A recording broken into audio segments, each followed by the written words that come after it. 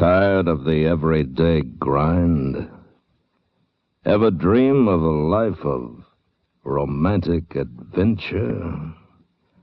Want to get away from it all?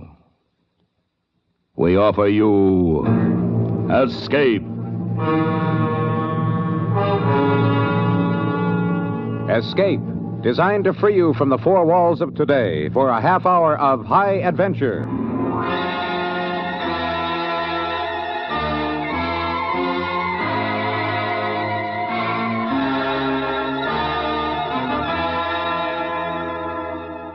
You are on a ketch sailing the coral seas, snaking your way through the tricky channel toward an island of black pearls. While on the shore, waiting for you to land, is the man who has sworn your death and from whom there is no escape. Listen now as Escape brings you Robert Tallman's story, The King of Owanatu.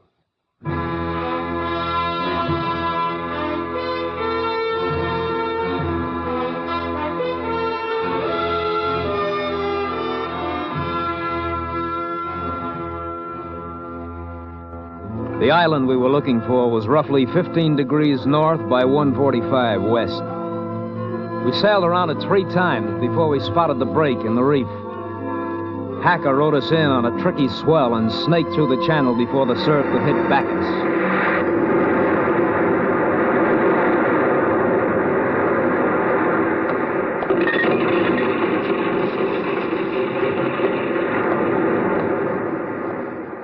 There we are, all installed and ready for business. What's eating you, Remington? I don't know. I get a funny feeling about this place. Like what? Coming through that reef, you notice anything special? It was a cinch, like easing a barge through a canal lock, only a little faster, a little rougher. Too easy. I don't follow you, Skipper. I mean, it's not a natural channel.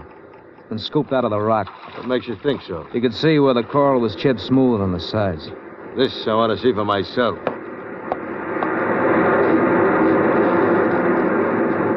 Skipper! Yeah? Skipper, come here! All right. What's up, Hacker? The break in the reef, the channel we just came through, it's not there anymore. It's disappeared. Look. Yeah. It couldn't be, Skipper. It just couldn't. Couldn't, but it is. Solid wall. Break in the reef is closed. But how? You said it was like easing a barge through a canal lock, didn't you? You mean somebody, they got some kind of an underwater floodgate or something? Or something. Maybe... Hey, someone on the beach. Ahoy! The boat! Looks like we'll get some answers pretty soon. Ahoy, the beach! What island is this? Stay aboard. I'm coming out. He's a white man, all right. Yeah, looks like he lives here, too. Those natives look like Marquesans. They don't belong to these islands. Neither does that outrigger. I'm going below and break out the rifles. Don't be stupid, Hacker. They're obviously not armed. What do you say we should do? Wait. Wait till we find out what it's all about. Let him do the talking. Whatever you do, don't mention the pearls. Our story is we're lost. We've put in for water and supplies. What if he asks to see the ship's papers? We show them. If he asks what happened to the owner? He decided to take a plane back from Tahiti. We're returning the boat to San Francisco for him. Sounds good enough. Yeah, just take it easy, Hacker. And use your head. As the outrigger approached our boat, I tried to size up our host. He was a big man, solidly built, but with a sharp, aquiline face that didn't go with a build. He wore a beard, closely trimmed, and a white linen jacket over a dark shirt, open at the neck. When the canoe came alongside, he was on his feet and up our ladder in just 3 seconds flat. Are you the captain of this vessel? I'm the skipper. Remington is my name. This is my mate, Mr. Hacker. And your crew? We're it. Excuse me, my name is Jerome. I am resident of this island. Welcome to Owanatu, gentlemen. Thank you. You say that you're the resident? Not in the usual governmental sense, Mr. Remington. But as I am the only person living here, I and my household, that is, I believe I can lay fair claim to the title. Have you lived here long, Mr. Jerome? Oh, now. Let us observe protocol, Mr. Remington. As resident, I ask the first questions. This craft must have set you back a pretty penny, eh, Mr. Remington? It did the owner. I'm only sailing a home for him. And home is? San Francisco. Magnificent city, I know it well. May I ask your employer's name? Cates. Gerald Cates. Cates, yes, I've heard the name. And what was the name of this vessel before you changed it, Mr. Remington? The Argo. Argo. Cates decided it was a bad luck name, so he changed it to the Owanatu. And bad luck for you to get off course and wind up in this particular group of islands. Oh, I don't know. What group is this, Mr. Jerome? Tuamotu. The old seafarers used to call it the dangerous archipelago. But you're here, and a happy circumstance it is. I'm seldom blessed with visitors, as you may well imagine. I trust you gentlemen will do me the honor of dining with me this evening. Oh, thanks. We'll be glad to. And if there's anything I could do to make your stay here more comfortable... You might explain about that reef, Mr. Jerome. The reef? Oh, the floodgate in the channel. This island was a pirate base back in the days of the Spanish Main. You trying to tell us that's been here a couple of 100 years and still in working order? Oh, heavens, no. I've had it restored, of course, and a very expensive undertaking it was, but I find it an amusing toy. Now I must leave you and make preparations for our feast tonight. Dinner is at 7 sharp. Until 7, then. Au revoir, gentlemen.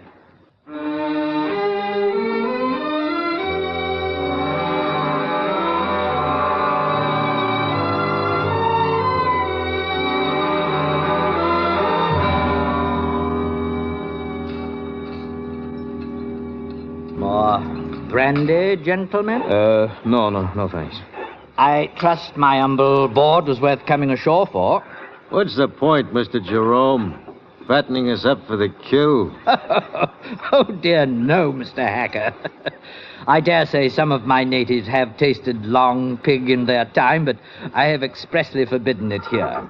How did you come to this island, Mr. Jerome? I was looking for a refuge, Mr. Remington. A place where I could escape forever the insanities of this so-called civilized world. Oh, I notice that you haven't deprived yourself of any of the civilized comforts, Mr. Jerome. True.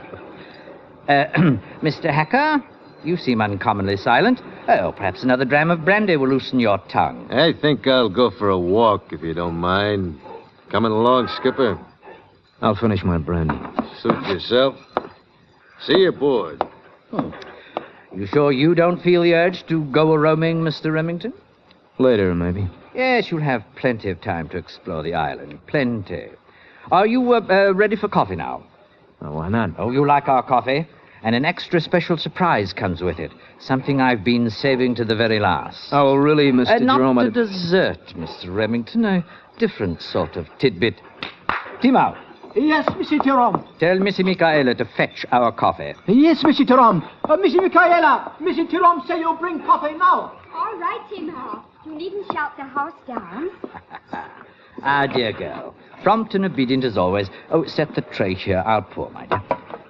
Ah, pray be seated, my dear, and join us. Yes, Father. Now, what do you think of him, Michaela? Yes. And you, sir? Of course, or you wouldn't stare so. Michaela was not born on the island. Her mother died in childbirth, and I brought her here a babe in arms. She has no memory of the outside world. For a while, I toyed with the idea of sending her back to Europe to be educated, but I couldn't bear to be parted from her.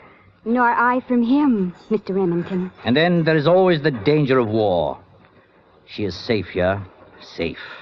My father is always so concerned with my safety, Mr. Remington. Sometimes I wish there were a volcano on the island.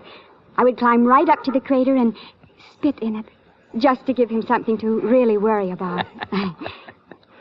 How did you find us, Mr. Remington? Maybe I'm psychic, Mr. Jerome. Maybe I just smell that perfume you're wearing. Oh, is it too much? No. It's like you. It's fresh, at the same time, mysterious. That sounds like my cue to totter off to bed. No, please don't get up. Take good care of our guest, Michaela, but don't keep him up too late. He's had a very strenuous voyage. I Promise to stay till she pitches me out, sir. That's the spirit I like in a man. Good night, Remington. Good night, my dear. Good night, Father.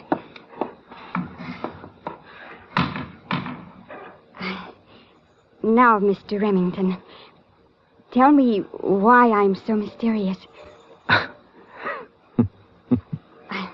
We shall start with names. You may call me Michaela. What shall I call you? My first name is Charles. It's no good. The natives will call you Missy Tarley. At least that's better than Chuck. Is that what they call you at home? Home? I never had one. You have one now. I have?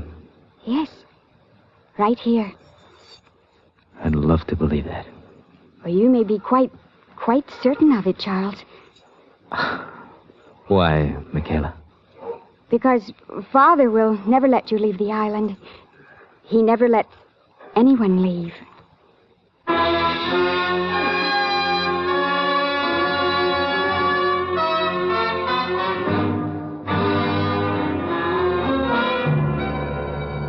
You are listening to The King of Owanatu, tonight's presentation of Escape. And now back to Escape and the second act of The King of Owanatu.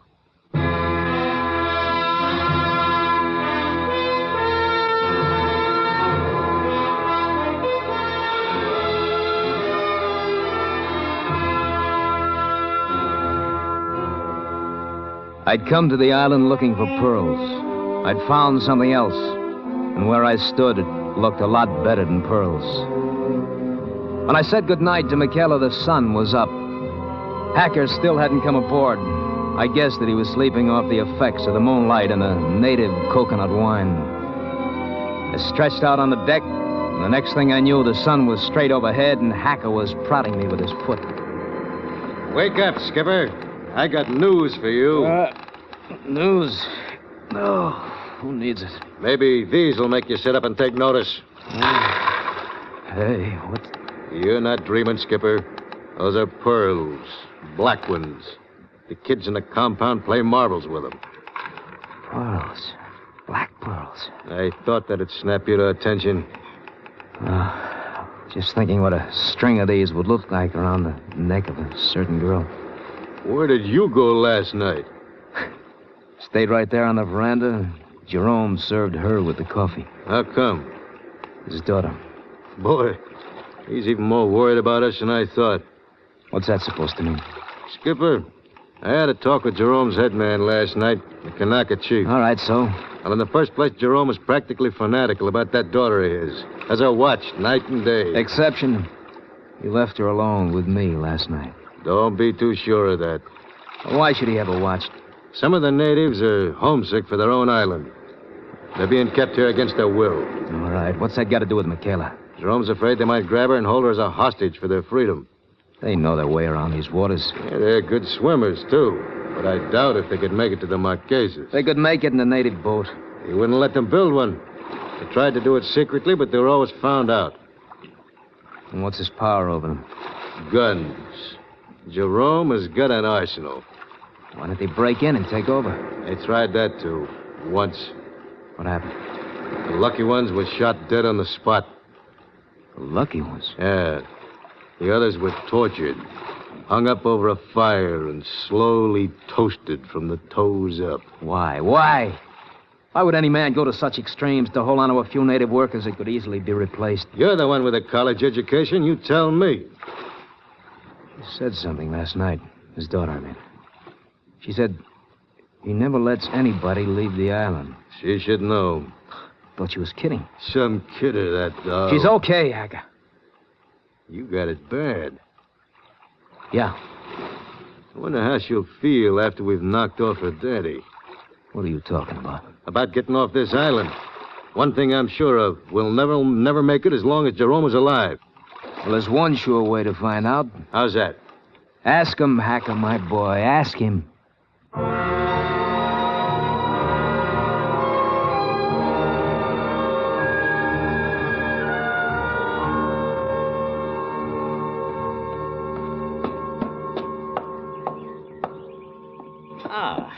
Mr. Remington, you're just in time for tiffin. Will you join me in a drink first? Look, let's skip the tiffin talk, Mr. Jerome. It's time we got down to a few essentials. Indeed. Essentials such as you did not leave Mr. Cates in Tahiti. You were never in Tahiti. Neither a schooner named Diago nor a ketch named Luana ever anchored there. Your last port of call was in the Marquesas. You were quarantined there because the owner of your vessel had fallen ill. You abandoned your crew on the beach and sailed off in the dead of night. Nothing further was seen or heard of you till you arrived here yesterday afternoon. So you see, I'm not wholly without contact with the outside world. Yeah, obviously. I only want to know one thing. Did Mr. Cates die of natural causes, or did you and your friend help him along? He was dead when we left Nukahiva. So, you buried him on a beach somewhere and made off with the schooner. Well, why not? He had no use for it. Don't dissemble with me, sir. I know that your shipmate has been snooping about the island, making inquiries about the pearl beds. Somehow you heard about the pearls on this island, and you came here hoping to help yourself to a fortune. Now, isn't that true? We took a chance. We can do it again. No, you can, but you won't. Why not? Because the moment you sail out of my lagoon, I shall radio every police, constabulary, and Coast Guard station from Australia to San Francisco, and you'll be hanged as murderers and mutineers. All right, why? Why are you doing this to us? Quite simply, I don't want you to leave the island. Oh, why not? Why are you so determined to keep us here? Many reasons, Mr. Remington. My daughter likes you. You're a man of courage and imagination, a man fit to carry on my line. I have no worries about you. Basically, you feel as I do. Well, maybe so. But what about Hacker? He's a stupid, greedy man. All right, let him clean out the pearls and go. I was tempted to that for a moment, but no. The pearls are too valuable, too unusual. Questions would be asked. Sooner or later, Hacker's tongue would be loosened, whether by whiskey or by force. I should be overrun with unwelcome visitors, bringing disease and dissension, the twin banners of civilization. Jerome, what will happen to him if he tries to leave? If he tries it, Mr. Remington, he will find out. But I wouldn't advise it, which also goes for you. And now, tiffin, Mr. Remington?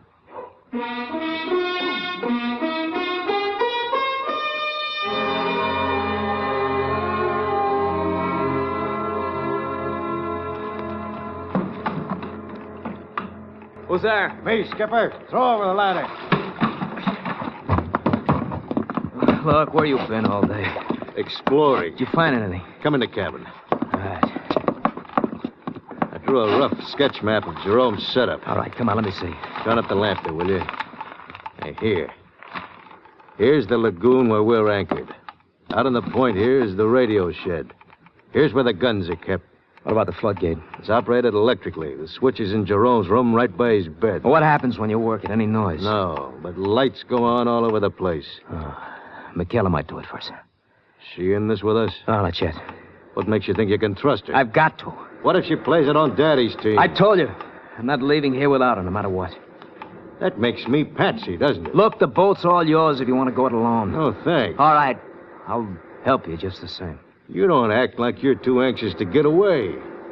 What makes you say that? Panic me out of here and stick around to pick up the pearls for yourself. That's your idea, Skipper? Oh, come on. How do I get out with the pearls if you take the boat? Don't give me that. You know Jerome's got a boat anchored on the other side of the island. It was the first I heard of it. How do you think they get their supplies here? By a helicopter? Jerome told me he'd send it to Tahiti to pick up some breadfruit trees. Uh-huh.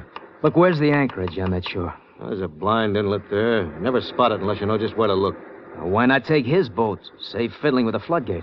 It's an old steam yacht. Smoke would give us away if we fired the boilers by daylight. By night, that inlet is too tricky to navigate. All right. You just answered your own question. With Jerome dead, there'd be no problem. Look, there's to be no killing, Hacker. You mention it again, it's all off between us. Okay, Skipper, we'll try it your way. If it doesn't work... Hold it. Somebody aboard. Who's there? Oh, it's I, Charles. Michaela, you shouldn't have come here. Don't you want to see me? Of course I do. It's just Well, that... Father doesn't know I'm here. He's been locked in his study for hours, talking with the head man. What about? Did you hear what they were saying?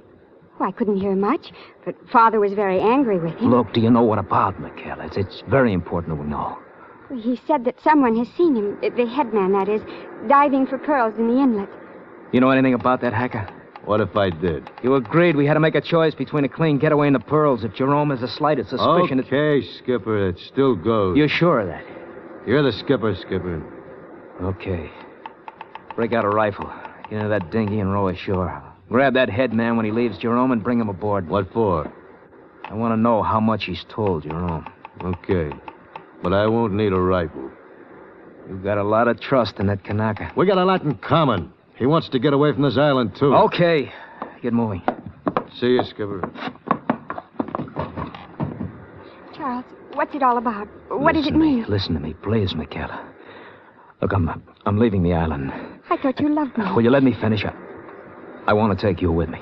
Leave the island? Leave my father? That's right. Oh, you don't love me. If you loved me, you wouldn't ask that of me. But that's why I want to take you away from here, because I do love you. You want me to be killed with bombs and die of diseases? Look, I wouldn't ask you to go with me if I did. Charles, kiss me. Michaela.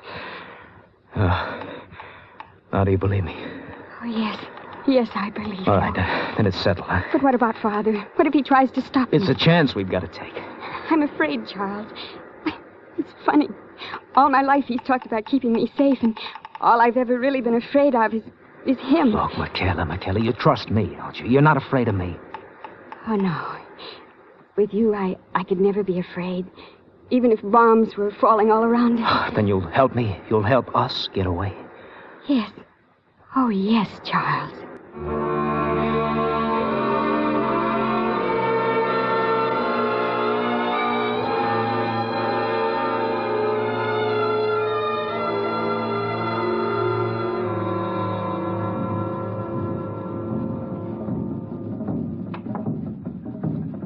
Our getaway was planned for the following night. We'd chosen it because the natives were celebrating one of their feast days, which meant that most of Jerome's police force would be AWOL or drunk. Jerome himself was over in the native compound, making like a white king among the savages. He was wearing a lei over his dinner jacket and enjoying the drummers. Ah, Remington. You're just in time for the shark dance. That's a bit of luck. I suppose Mr. Hacker has gone to look for my headman. I wouldn't know. He'll be disappointed, I fear. Kauna is in the warrior's hut making ready for the shark dance. I didn't know your headman was a dancer. Oh, they're all dancers, dear boy, but Kauna is something special. In this, he dances both the part of the shark and that of the fisherman who spears him. You don't say. Yes, I'm sorry Michaela had to miss it. She had a headache, poor girl, and had to remain in the bungalow. I'm sorry to hear that. Just as a precaution, however, I disconnected the wires to the power switch that controls the floodgates. Oh, what's the matter, dear boy? You look quite pale. Okay, Jerome, okay, you've won this round. But you must know you can't keep us here forever. We shall see about that. Here comes Kauna now. Now we shall see some dancing, my boy. The only difference between the shark dance and the others I'd seen was the wicked-looking fish spear that Kauna kept brandishing as he went through his paces. Jerome's attention was riveted on the dancers, and someone touched my sleeve. It was Michaela. Charles, the most terrible thing has happened. The floodgates. I know. Your father just told me. Well, how did he find out? Who told him? Hacker, who else? Yes, but... I should have known when we heard that headman had been diving with pearls. I don't understand. Look over there to the north. There's smoke. Hacker's getting up steam for a getaway in the yacht. He spilled our plan to your father to divert his attention to our boat in the lagoon. Kauna's probably in it with him for his getaway plus a cut of the pearls. Well, where's Kauna now? Out there with the dancers, making like a shark. What are we going to do? Hacker can't get that yacht out without help, so... well, we may as well watch the dancing for a while.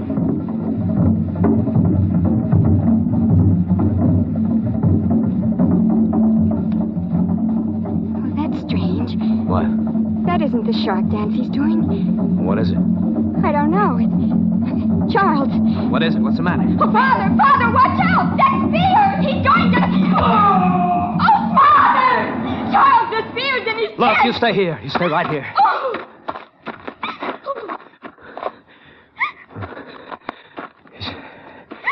He's dead, Michaela. I'm sorry. Look, you go back to the house. Wait for me. I won't be long. Where are you going? I'm going to tell Mr. Hacker that his sailing will be postponed indefinitely.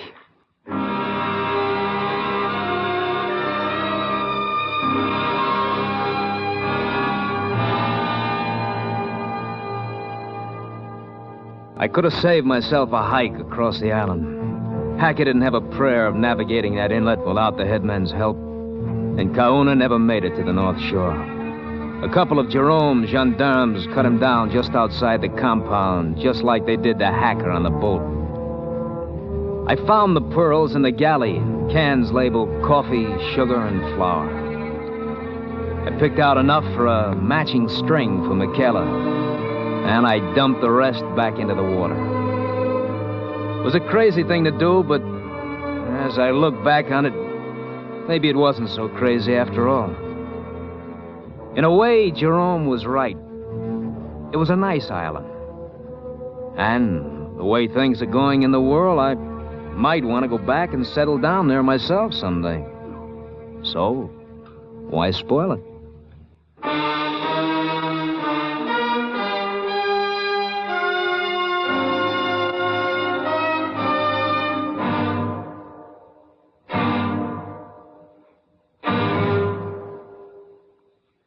Escape, produced and directed by David Friedkin and Morton Fine, has brought you The King of Owanatu, a story by Robert Tallman. Featured in the cast were Anthony Barrett, Clayton Post, and Joseph Kearns. Also heard were Sammy Hill and Jack Carroll. Your announcer, Bill Anders. The special music for Escape is composed and conducted by Leith Stevens. Next week. You are somewhere in the Pacific, out of Leyte in the Philippines, charting a course of south by southeast, when out of the deep of the sea, a new volcano is born, and your ship is caught in the middle of it, from which there is no escape. So listen next week when Escape brings you Vincent McHugh's story, The Boiling Sea.